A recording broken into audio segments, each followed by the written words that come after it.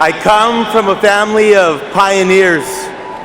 My grandparents took on the elements, lived through the Great Depression, survived poverty and family tragedy, and made a place for themselves in New Mexico before it was a state.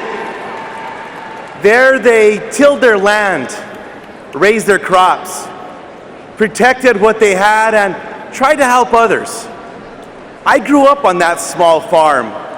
I spent my childhood turning dirt, stacking wood, feeding animals.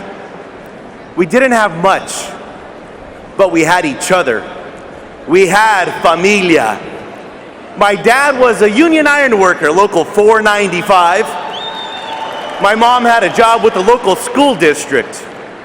They were married for 53 years before Dad passed. Dad's parents before him, Celedon and Nestora, were married even longer, 74 years. Grandpa Celedon, the sheep herder who first put down roots in New Mexico, was born in the era of the horse and buggy, but he lived to see the space shuttle soar into the heavens. My mom's dad, Grandpa Luis, he was a union carpenter who went off to serve in World War II. While his wife, Cleotilde, raised the family and was expecting their 7th child. He earned a Bronze Star for his heroism. When I was young, Grandpa Celedon and Grandma Nestora helped care for us.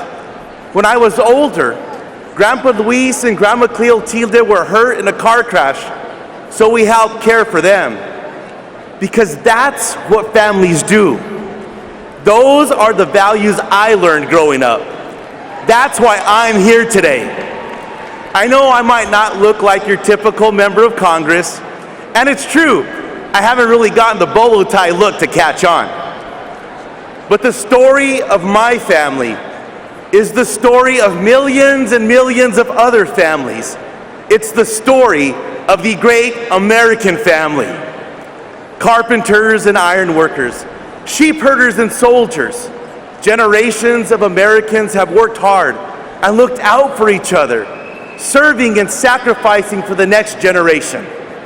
We all gather together to celebrate the good times.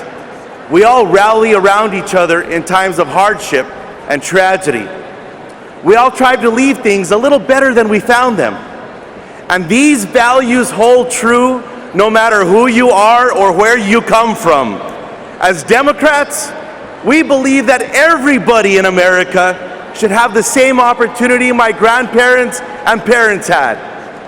To have a place of your own, to build some real economic security that you don't have to worry will disappear overnight, to pass something on to your kids and grandkids. Those are the values that built our party. And for a century, we have led the fight for Social Security and Medicare, for Pell Grants and the GI Bill, for universal health care, for inclusion and equality and opportunity for all. We are proud of our accomplishments, but now it's our turn to continue that tradition. We too must leave things better than we found them, and Hillary Clinton is the president who will lead us. But she needs a Congress that will work with her. For nearly 6 years, Republicans have held the majority in the People's House, but clinging to that majority is the only thing they've accomplished. For nearly 6 years, House Republicans have put party over country. For nearly 6 years, they've been afraid to stand up to the birthers and bigots and conspiracy theorists, like the one they just nominated for president. Millions of Americans who don't consider themselves Democrats have now joined us in rejecting Donald Trump's bullying, his racism, and his attempts to divide our American family. Growing up, my grandparents shared with me the age-old wisdom, "Dime con quien andas y te diré quién eres." Tell me who you walk with, and I'll tell you who you are. For me, the choice is easy. I'm for real leadership, someone with character and values. I'm proud to walk with Hillary Clinton. But if your member of Congress is supporting Donald Trump, instead ask yourself this: what does that say about their leadership, their character, their values? If they won't even stand up to Donald Trump, what makes you think they'll stand up for you and your family? I want to say something to my congressman. I've been a Republican all my life. I get party loyalty. But there's loyalty to your country. And the things Donald Trump says about immigrants and women. Veterans. I mean, how can we put up with that? How can Republican members of Congress support that? If he's our standard bearer, what the heck happened to our standards?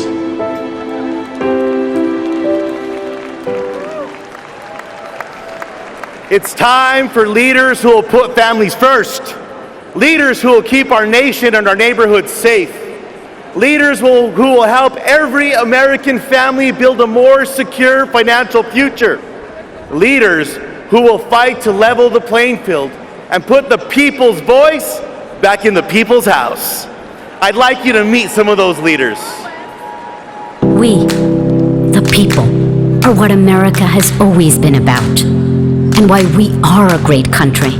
Not some of us, all of us, together. And we have strong Democratic candidates for Congress across the country. They are working moms, like Colleen Deacon and Stephanie Murphy. They are fathers, like Don McEachin and Brad Schneider.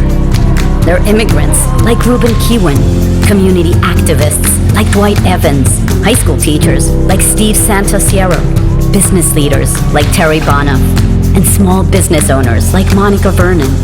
Zephyr Teachout is a national leader on standing up to corruption. Charlie Crist is fighting to protect our environment. Angie Craig worked her way from humble beginnings to become a Fortune 500 executive. Our Democrats know what hardworking families are going through. I worked in gas stations. I worked in pizza delivery. I worked in fast food. I know what it was like to work for minimum wage. I enlisted in the Marine Corps Reserve. It was one of the most fulfilling experiences of my life. My mother wore a maid's uniform so I could go to college and train to wear a police uniform. After 27 years, I earned the uniform of chief. As supervisor, I cut the waste and invested the savings in new senior services, the environment, and jobs. As a computer programmer, I was paid less than the men. So you can bet I'll fight for equal pay. No one will steal my son's American dream. That dream that says if he works hard, he will have the opportunity to succeed. I won't let them. This November, from Maine to California, we the people will reject the divisive politics of Donald Trump and Republicans in Congress who support him.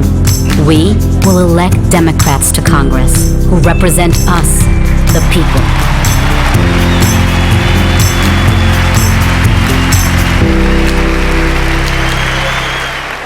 Securing our nation, securing our democracy, and securing our future, Democrats are focused on what matters most. And the fresh faces we'll elect this November will join a team of Democratic leaders in Congress who, like Hillary Clinton, have spent their lives working to improve the lives of others. Together, we'll work to create jobs and raise wages, secure equal pay for women and paid leave for every family, make it easier to pay down student debt, and possible for every American to attend public college debt-free. If there is one thing you can count on, it's that House Democrats will always be in the fight. We're going to continue to push, to pull, to stand up, and if necessary, to sit down. When the Democratic caucus did our sit-in led by John Lewis, it was the most thrilling moment. My own mom sent me a note telling me, hey Keith, get to the House floor. We're not going to break because the American people aren't going to break. From Newtown all the way to Orlando, too many Americans have died. We intend to push this as hard as we can. The Democrats are the ones that are worried about the little guys, the ones that don't have political or economic or social power. It's important to me as a mom of 2 young kids to be fighting for our next generation. As a strong woman joined by many other strong women, we are proud that we are smart. We are proud that we are fighters. We keep pushing. We keep putting our shoulder to the wheel until we find a way to get it done, but it sure would help if there were more of us. I have a firm belief that if Congress truly reflected the makeup of America, I think we would be a much better country. I think we would be a much better world. We have the best field of candidates in recent memory. These are good people. They look like America looks like. They reflect its diversity. My goal, my job every day is to find ways to improve the lives of those people that I represent.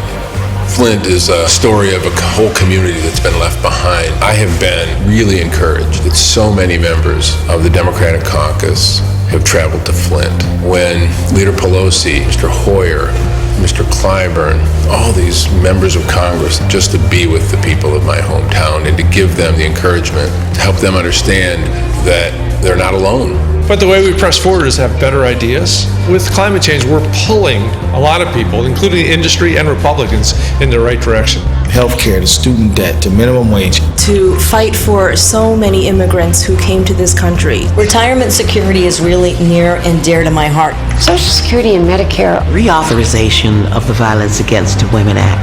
Universal background checks. Pay equity. We're messaging every day. We're fighting back every day.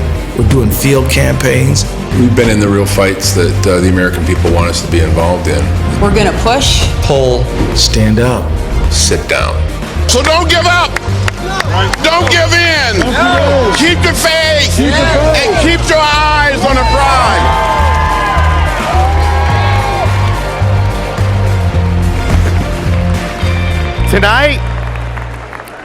Tonight, Democrats are united. We are passionate. We are fearless. And we are ready to get to work alongside the next president of the United States of America, Hillary Clinton. And if you are ready to get to work alongside us, then stand with us tonight. Go to dccc.org/stronger and stand with us in November. Because when we stand together and work together, we win together. Now let's get to work.